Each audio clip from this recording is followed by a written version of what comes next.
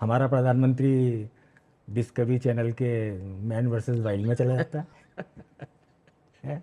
Bear Grylls के साथ वो टास्क कर रहा है जो जो हम सोच नहीं सकते। हमारा प्रधानमंत्री भेड़ द्वारिका में समुद्र तल के नीचे बैठ जाता है। हमें लगता है ट्रीटेड शॉट होंगे, एक प्रधानमंत्री वहां बैठ करके, एक प्रधानमंत्री, हमारा प्रधानमंत्री केदारनाथ की भीषण ठंड में आराम से साधना कर रहा है।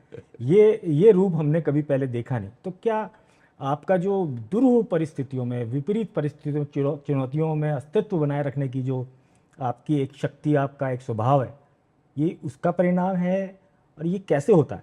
ऐसा है कि हमने कई वर्षों से ये यानी प्रधानमंत्री मतलब ये ऐसा होगा एक फ्रेम में फिट किया हुआ है।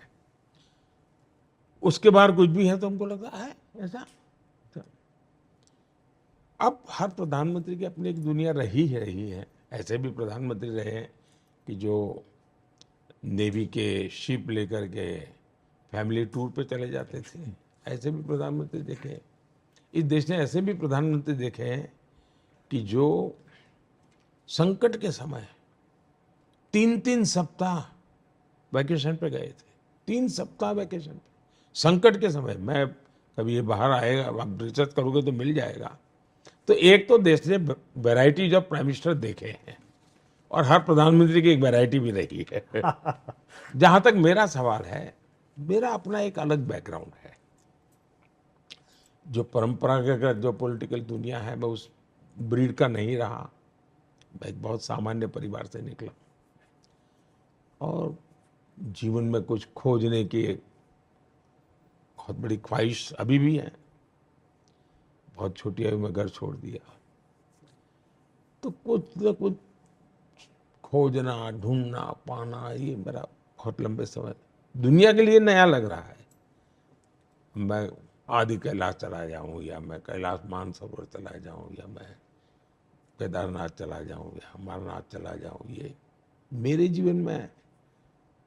और आप अगर कई ट्राइबल इलाके में जाएंगे तो आपको ऐसे कई परिवार मिलेंगे जो बताएंगे कि ये पेड़ के नीचे मोदी जी सोते थे, उस नदी में खुद नहाने के लिए चले जाते थे और बोले फिर हमारे घर में जो भी पड़ा रहता था खा करके चले जाते थे। ऐसे कई लोग मिलेंगे आपको। तो मेरा जीवन ऐसा रहा है।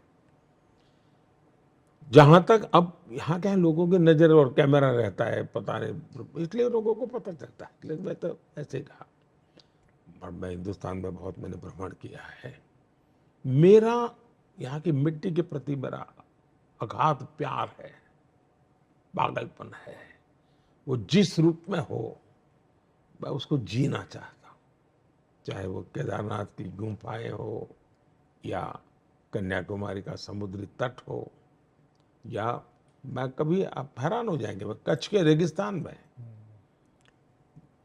रात बिताने चला गया एक बार। तो वहाँ एक धोर्रो गांव है पाकिस्तान की सीमा पर।